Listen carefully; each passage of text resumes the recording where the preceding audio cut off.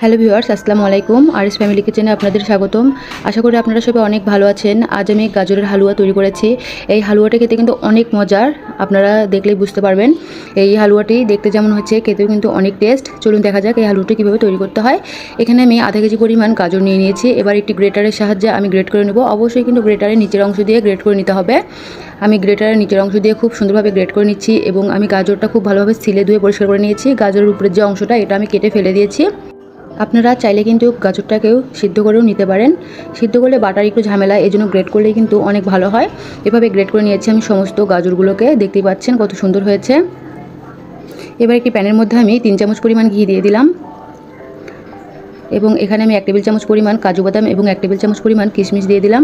এগুলোকে 1 মিনিটের মতো ভেজে নেব। চুলার আঁচটা অবশ্যই লোতে রেখে এটা ভাজতে হবে, নাহলে কিন্তু পুড়ে যাবে।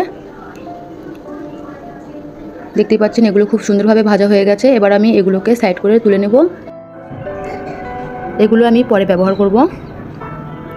এবার আমি প্যানের মধ্যে আবারও 1 টেবিল চামচ পরিমাণ ঘি দিয়ে দিলাম। ঘি দিয়েই তৈরি করলে কিন্তু এই টেস্টটা অনেকটা ভালো আসে। অবশ্যই চেষ্টা করবেন ঘি দিয়ে তৈরি করার জন্য এই হালুয়াটি। এবার আমি ঘিয়ের মধ্যে সমস্ত গ্রেট করে রাখা গাজরগুলো দিয়ে দিচ্ছি। দিয়ে এগুলোকে অনবরত নেড়েচেড়ে ভেজে নিতে হবে। চুলার আঁচটা লোতে রেখে এটা ভেজে নিতে হবে, না হলে নিচে লেগে যাবে। এর মধ্যে আমি 3টে সাদা এলাচ দিয়ে দিলাম। আপনারা চাইলে কিন্তু এলাচের গুঁড়াও দিতে পারেন। আমি এলাচগুলো পরে তুলে নেব। গাজরগুলো কিন্তু ভাজাটাই আসল। যতক্ষণ পর্যন্ত ভাজবেন, যখন দেখবেন যে গাজরের মধ্যে কোনো প্রকার কোনো কাঁচা গন্ধ নেই, সেই পর্যায়ে আমি এখানে দিয়ে দেবো চিনি। এখানে আমি হাফ কাপ পরিমাণ চিনি দিয়ে দিলাম। গাজরটা তো এমনিতেই মিষ্টি, এই জন্য আমি হাফ কাপ পরিমাণ দিয়ে দিলাম। এতে কিন্তু হয়ে যাবে। আপনারা যদি আরও বেশি মিষ্টি খেতে পছন্দ করেন তাহলে আর একটু দিতে পারেন। যে কোনো খাবার জিনিসের মধ্যে সামান্য একটু লবণ দিলে কিন্তু টেস্টটা অনেকটা ভালো আসে। এজন্য আমি এখানে সামান্য একটু লবণ দিয়ে দিয়েছি। আমি আগে থেকে গরম পানি দিয়ে 50 গ্রাম পরিমাণ গুঁড়ো দুধ গুলিয়ে রেখেছিলাম, এগুলো দিয়ে দিলাম। এই হালুয়াটার মধ্যে যদি গুঁড়ো দুধ দেওয়া যায় তাহলে কিন্তু অনেক টেস্টটা ভালো আসে। অবশ্যই চেষ্টা করবেন গুঁড়ো দুধটা দিয়ে তৈরি করার জন্য। এগুলোকে অনবরত নেড়েচেড়ে এগুলোকে সিদ্ধ করে নিতে হবে এবং ঢাকনা দিয়ে ঢেকে বারবার এগুলোকে খুব ভালোভাবে সিদ্ধ করে নিতে হবে।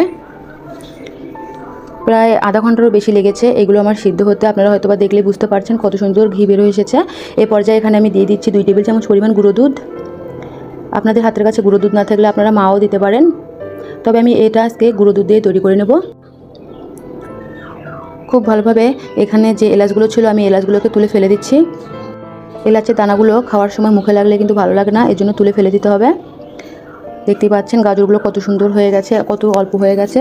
এই পর্যায়ে এখানে আমি দিয়ে দিব আগে থেকে ভেজে রাখা কাজু বাদাম এবং কিশমিশ।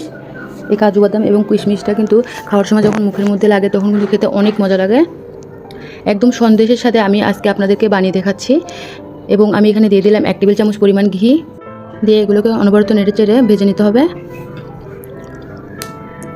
যখন দেখবেন এরকম খুব সুন্দরভাবে একসঙ্গে দলা পেকে আসছে, এই পর্যায়ে নামিয়ে নিতে হবে। আমি আগে থেকে প্লেটের মধ্যে ঘি মেখে নিয়েছিলাম, যাতে করে এই বরফিগুলো তুলতে অনেক সুবিধা হয়। এই হালুয়াগুলোকে আমি খুব ভালোভাবে সমান করে নিচ্ছি। আপনারা হয়তো বা দেখলে বুঝতে পারছেন উপর থেকে কত সুন্দর মসৃণ হয়ে গেছে। এবার আমি এগুলোকে কেটে নেব। ফ্রিজের মধ্যে আমি 1 ঘন্টা যাবত রেখেছিলাম, কারণ ফ্রিজের মধ্যে না রাখলে কিন্তু এগুলো কাটা যাবে না। ফ্রিজের মধ্যে অবশ্যই 1 ঘন্টা যাবত রেখে দিতে হবে, ফ্রিজের নর্মাল টেম্পারেচারে রেখে। আমি এগুলোকে যখন অনেক সুন্দর ঠান্ডা এবং শক্ত শক্ত হয়ে গেছে, এই পর্যায়ে আমি এগুলোকে কেটে নিচ্ছি।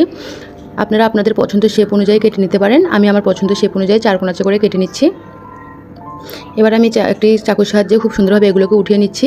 হাত দিয়ে আমি খুব সুন্দরভাবে এগুলোকে একদম সাইজ করে নিয়েছি। আপনারা হয়তো বা দেখলেই বুঝতে পারছেন কতটা সহজ এবং কতটা সুন্দর হয়েছে আমার এই বরফিটি বা এই হালুয়াটি। আপনারা যদি আমার চ্যানেলে নতুন হয়ে থাকেন, প্লিজ আমার চ্যানেলটি সাবস্ক্রাইব করে দেবেন। আমার ভিডিওটি ভালো লাগলে লাইক, কমেন্ট এবং শেয়ার করবেন। আপনারা যারা আমার চ্যানেলটিকে আগে থেকে সাবস্ক্রাইব করে দিয়েছেন তাদেরকে অসংখ্য ধন্যবাদ। বাসায় একবার হলো ট্রাই করে দেখবেন, অনেক মজার। একদম সন্দেশের সাথে কিন্তু অনেক ভালো লাগে, মনে হবে যেন দোকানের কেনা সন্দেশ খাচ্ছি। তো আজ এই পর্যন্তই। আপনারা সবাই ভালো থাকবেন, আমাদের জন্য দোয়া করবেন। আল্লাহ হাফেজ।